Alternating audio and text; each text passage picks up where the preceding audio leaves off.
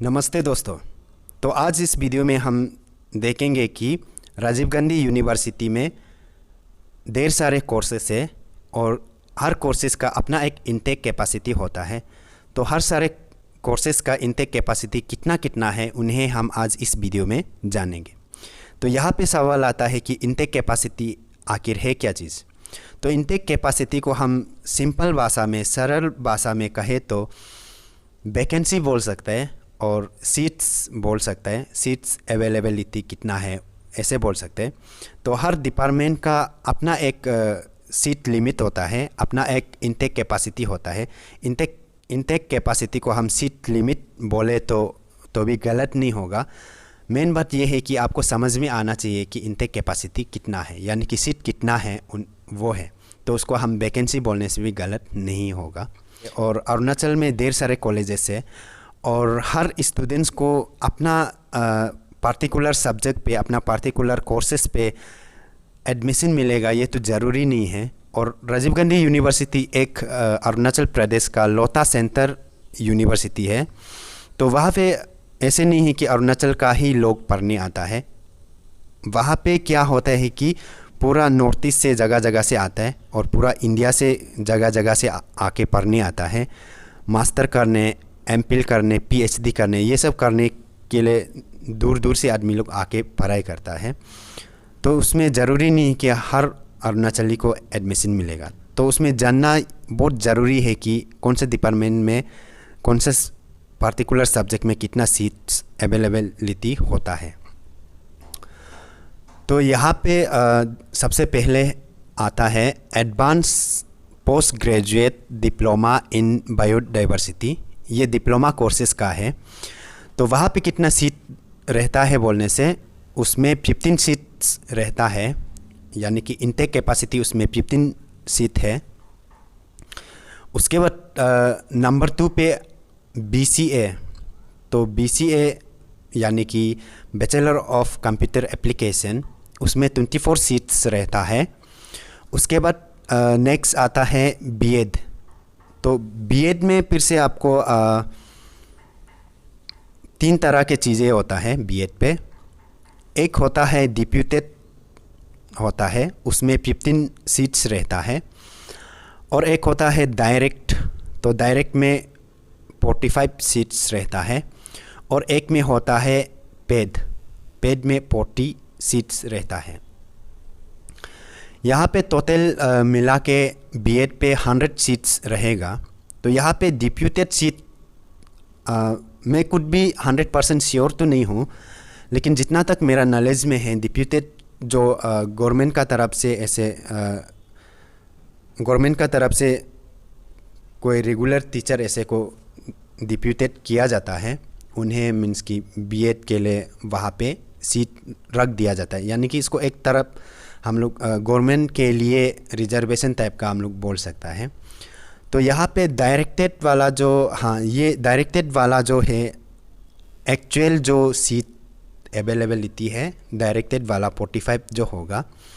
और एक होता है पेड वाला।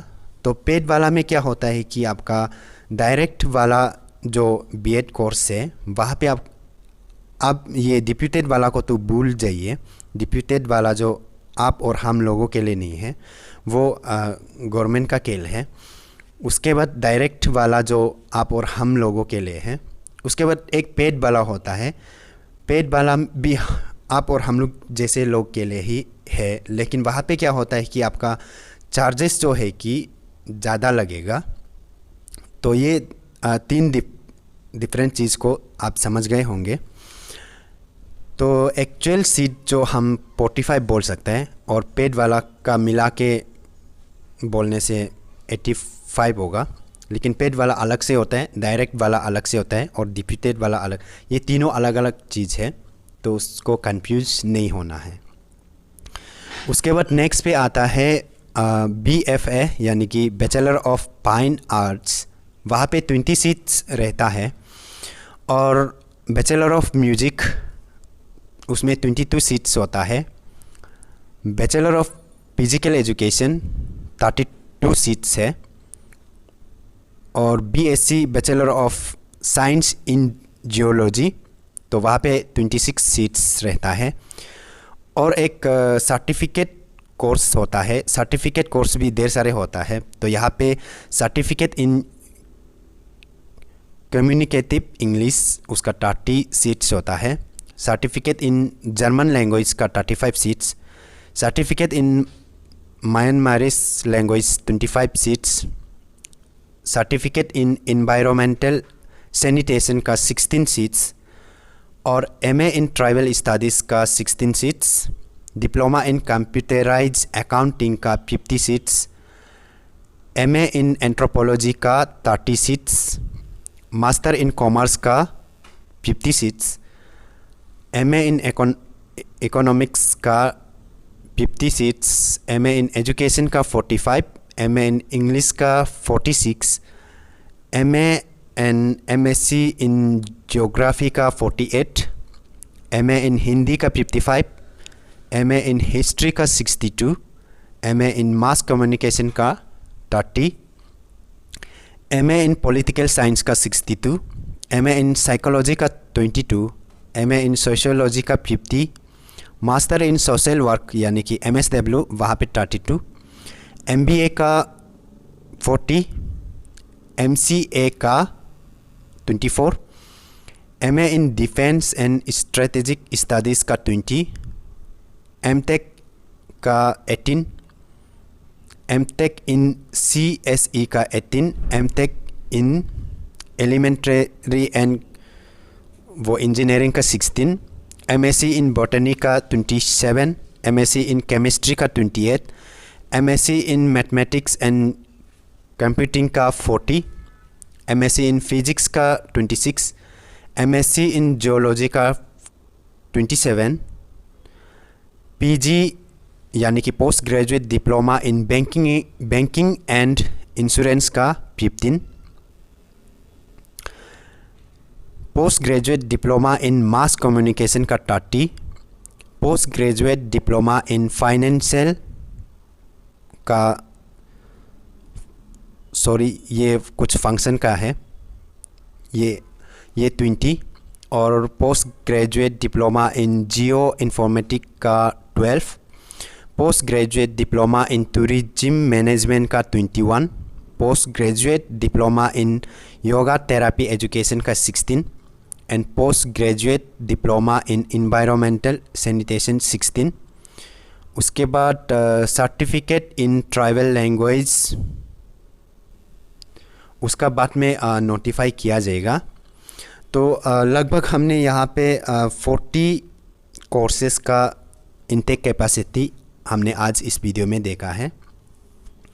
तो आप यहाँ पे अपना अपना डिपार्टमेंट का इनटेक कैपेसिटी देख लीजिए और आप अपना डिपार्टमेंट के साथ कौन सा कोर्सेज़ पे अप्लाई करना चाहेगा उसका भी इनटेक कैपेसिटी यहाँ पे देख लीजिए। अगर आपको क्लियर नहीं है स्क्रीन तो मैं फिर से दोहरा दूँ कि आपका वीडियो का क्वालिटी को बढ़ा लीजिए। वो आपका हर किसी का मोबाइल फ़ोन पे रहता है कि वीडियो का क्वालिटी को बढ़ाने के लिए, तो आप बढ़ा लीजिए तो आपको क्लियर से दिखाई मिलेगा। उसके बाद दोस्तों मैं एक चीज़ बता दूं कि मैं इस तरह के वीडियोस लाता रहता हूं और मेरा जितना भी वीडियोस है उसको लगातार लोग देखता है लेकिन सब्सक्राइब नहीं करता है। 75% लोग सब्सक्राइब नहीं किया है अभी तक, लेकिन वो लोग कंटिन्यू वीडियो देखता है लेकिन अभी तक सब्सक्राइब नहीं किया है।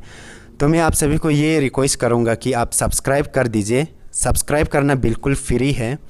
उसके बाद अगर आप ऑलरेडी मेरा चैनल को सब्सक्राइब करके रखा है और आपको नोटिफिकेशन नहीं आता है मेरा वीडियोस का, तो आप वहाँ पे बेल आइकन को प्रेस करके ऑल पे सिलेक्ट कीजिए ताकि जब भी मैं वीडियो डालूँ तो आपको नोटिफिकेशन आ जाए।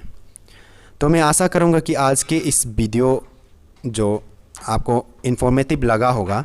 तो मैं आप सभी से और एक चीज़ विनती करूँगा कि आप अपने दोस्तों के साथ, अपने जितना ब्रदर्स एंड सिस्टर्स के साथ इस वीडियो का लिंक शेयर कीजिए, उन्हें भी देखने दीजिए। अपना कोर्सेस में कितना सीट्स अवेलेबल है, इनटेक कैपेसिटी, ये सबको जानने दीजिए।